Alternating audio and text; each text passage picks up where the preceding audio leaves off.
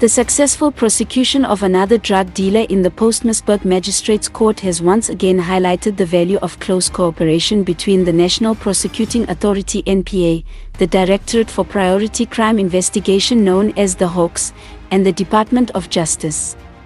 According to Control Prosecutor Mr. Charnel Koch, intensive collaboration over the past 2 years on several highly sensitive investigations has led to the successful arrest and prosecution of numerous drug dealers operating in the region.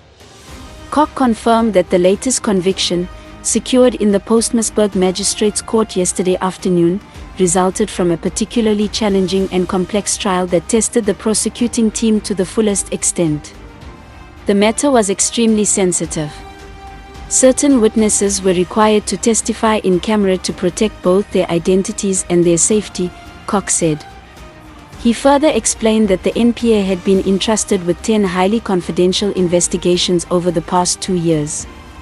Working alongside a specialized unit of the Hawks, 8 of these investigations have already resulted in successful convictions. The successful outcome of this matter also reflects the remarkable work being done by the prosecutorial team attached to the Postmasburg Magistrates Court.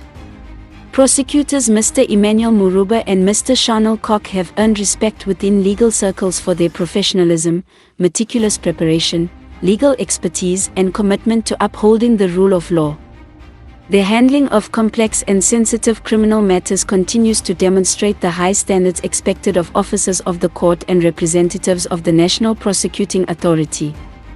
Through their experience, tact, and dedication, they have played a significant role in ensuring that justice is served and that criminal offenders are held accountable for their actions.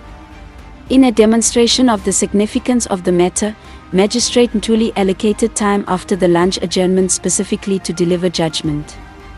The carefully considered ruling sent a strong message to those involved in the drug trade. As the court's message resonated through the courtroom, it became clear that those involved in the drug trade should take heed. You may deal in drugs and destroy the lives of many young people and households, but remember that the wheels of justice turn slowly, and the arm of the law and law enforcement will eventually catch up with you. The latest conviction and judgment handed down by the Postmasburg Magistrates Court once again placed the spotlight on the serious drug problem affecting communities such as Postmasburg and Danielscale. At the same time, it demonstrates that thorough investigative work, strong cooperation between law enforcement agencies, and dedicated prosecution efforts can produce meaningful results. The convicted drug dealer is expected to be sentenced later this month. Meanwhile, it remains concerning that a significant percentage of cases currently appearing on the local court roll are related either to drug-related offenses or violations of immigration legislation. This continues to place considerable pressure on law enforcement agencies and prosecutors in the region. The latest conviction is nevertheless regarded as an important victory in the ongoing fight against organized crime and the distribution of illegal drugs in the Northern Cape. It also serves as a warning that those who choose to profit from the misery of others can expect to face the full might of the law.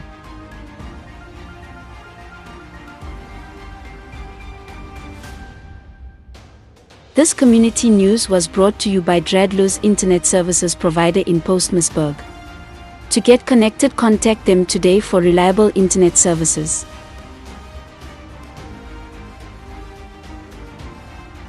And still in Postmasburg, President Cyril Ramaphosa has announced tougher measures to address illegal immigration in South Africa, including stronger border security, increased deportations, and stricter action against those who employ undocumented foreign nationals. While acknowledging public concerns about crime, unemployment, and pressure on public services, the president urged communities not to take law into their own hands, saying immigration enforcement remains the responsibility of the state. Amid reports that foreign nationals in some parts of the country are being pressured to leave South Africa by end of June, Horizon Media took to the streets of Postmasburg today to hear directly from foreign nationals living and working in the town about their views and opinions. You see, this time have a problem little bit. I think so. Whole world little bit have some problems. So I'm here also. Maybe is 18, 19 years also. I stay first in the location. I'm in town. I think it's before 8 years. So I didn't see here any happen here. So people is also peaceful. Also is just respectable people that decide. Don't worry. I think I'm talking about only the Northern Cape. This place. Mr. Sebas Butt, a well-known local business owner, told Horizon Media that he has been living in Postmasburg for more than 2 decades. He said his children were born and raised in the town and that Postmasburg has become his home. Butt spoke positively about his experience in the community, describing the people of Postmasburg as welcoming and supportive over the years. Actually, I'm not feeling better. Those people say you can live now here. Like almost I'm 24 years in South Africa, 19 years I'm in Postmasburg. But actually, especially for Postmasburg people, it's very peaceful. Actually, I know any thread here, like that local people here is very peaceful. You know that the president said if you people like do right things like foreigners, your documents the right like legal documents, illegal people should have to leave, otherwise he can go to the home affair, is extend his documents right. But I'm feeling better, but the threats you have, you know that, but I hope so the government have to support us there. A young woman who is employed at a local business owned by a foreign national also shared her concerns with Horizon Media. As an employee who has been employed by the foreign nationals, how do you feel that they are threatened to leave South Africa at the end of June? Honestly, I got mixed emotions.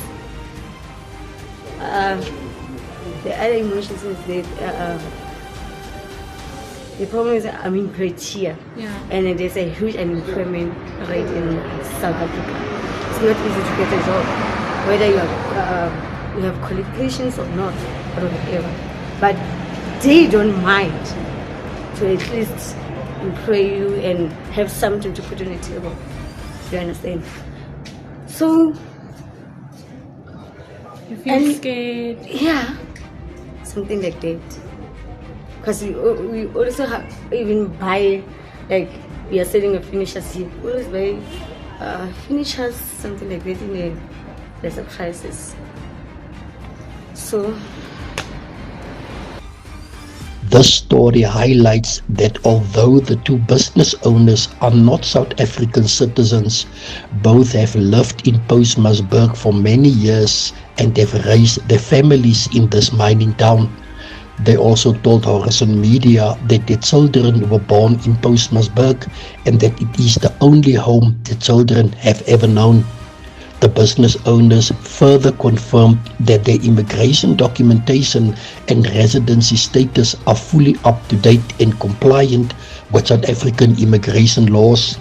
They express hope that any future decisions regarding immigration will take into account the contributions made by law-abiding foreign nationals who have built businesses, create employment opportunities, and become part of the local community and economy.